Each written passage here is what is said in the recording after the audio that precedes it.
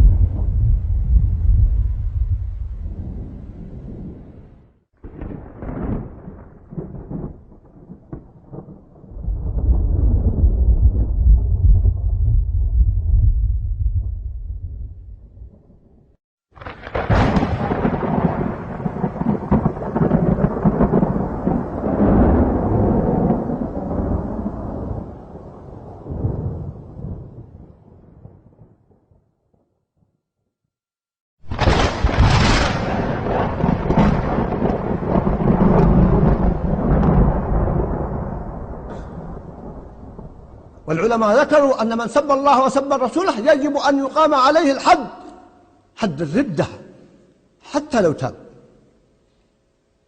أما بينه وبين الله فهذا أمره إلى الله، يقبل توبته ولا يقبله سبحانه وتعالى.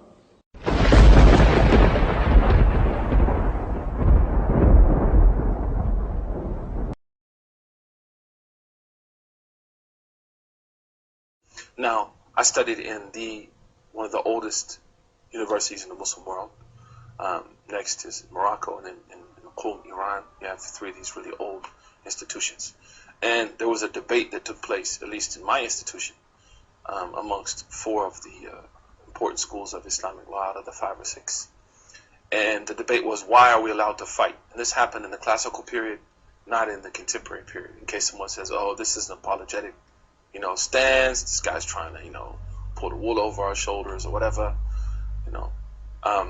and what they said is basically that the Muslim is allowed to fight if their human rights are violated. That's basically the definition of jihad, that you're given permission to defend yourself if your life, your liberty, or your pursuit of justice are threatened.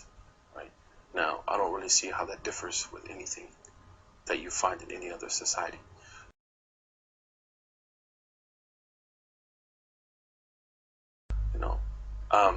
And what they said is basically that the Muslim is allowed to fight if their human rights are violated. That's basically the definition of jihad, that you're given permission to defend yourself if your life, your liberty, or your pursuit of justice are threatened. Right? Now, I don't really see how that differs with anything that you find in any other society.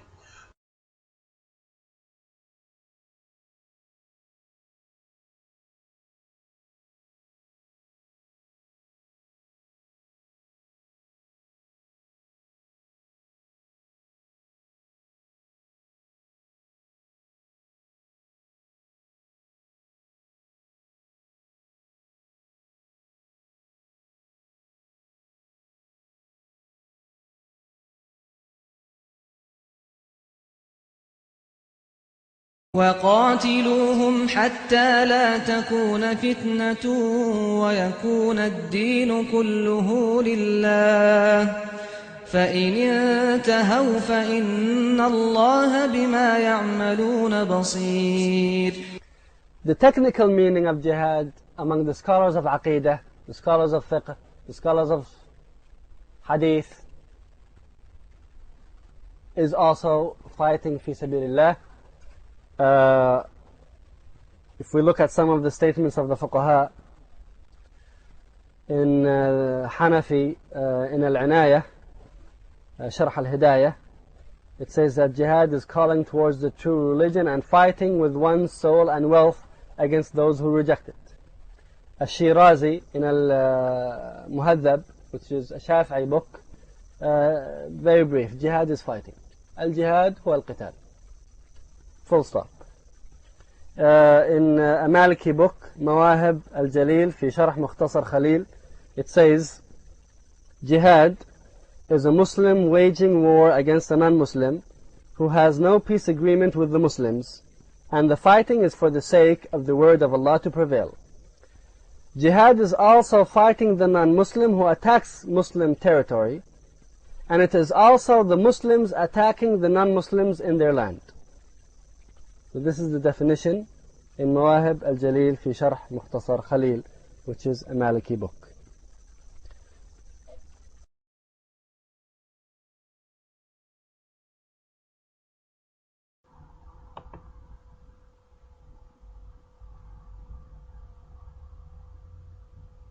The issue of music.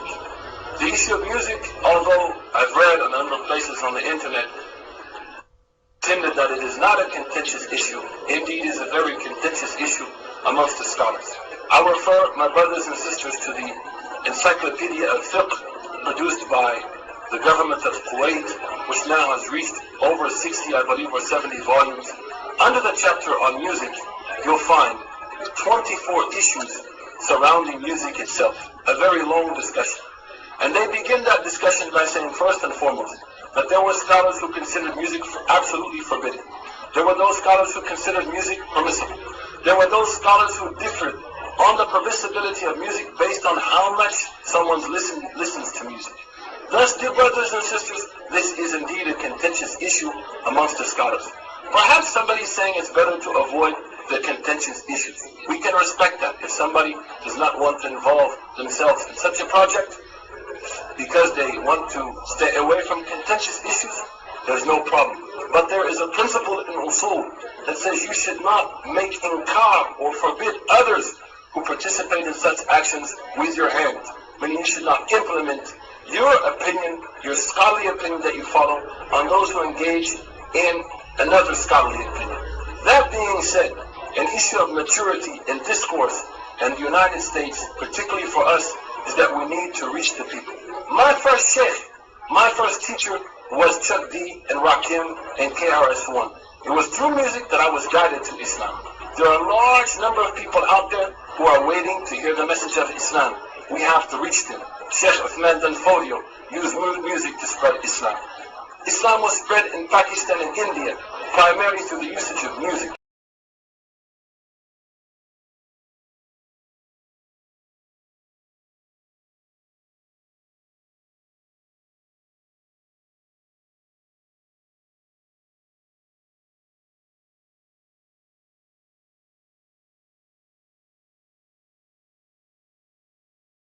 Going to Iswan's question about brothers in Indonesia using music for forms of da'wah. So is this permissible in Islam or not? First of all, we have to know the ruling in Islam over music.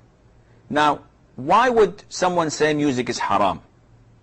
Everybody likes music.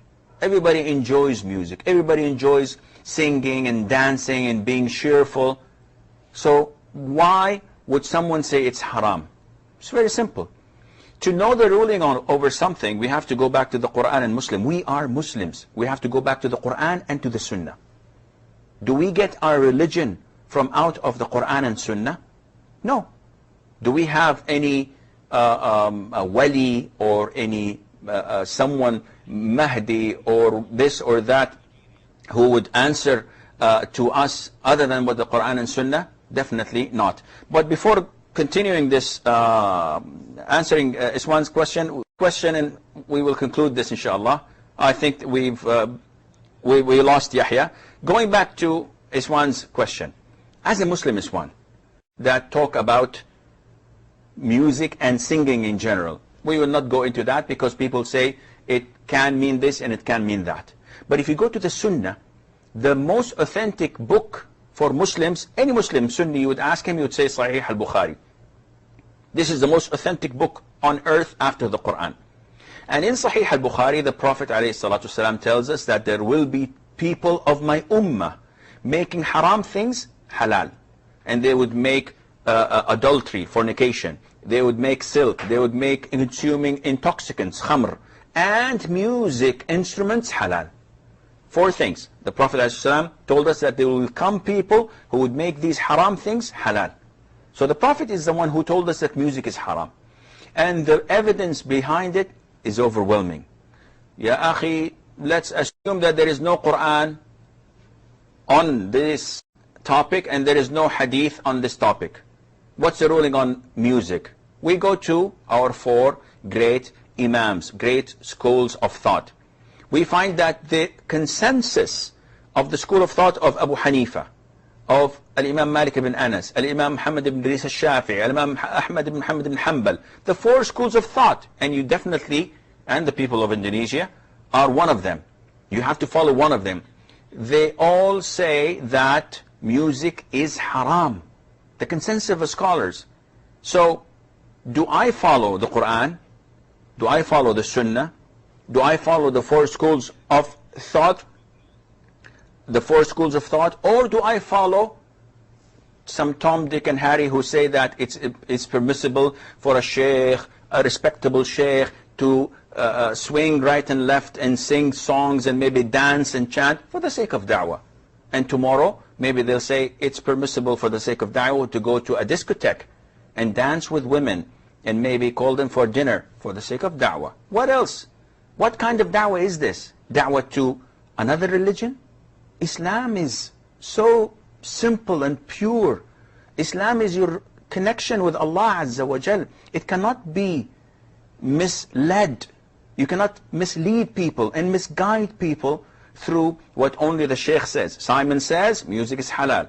Simon says it's okay to dance women and men together. It's okay to mix. It's okay to handshake. And it's okay to do this and that.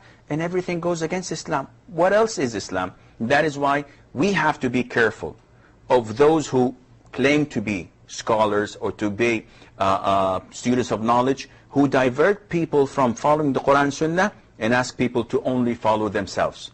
This is not Islam. All individuals evaporate in front of the Quran and Sunnah. They all dissolve in the Sharia. We only glorify the Quran and the Sunnah.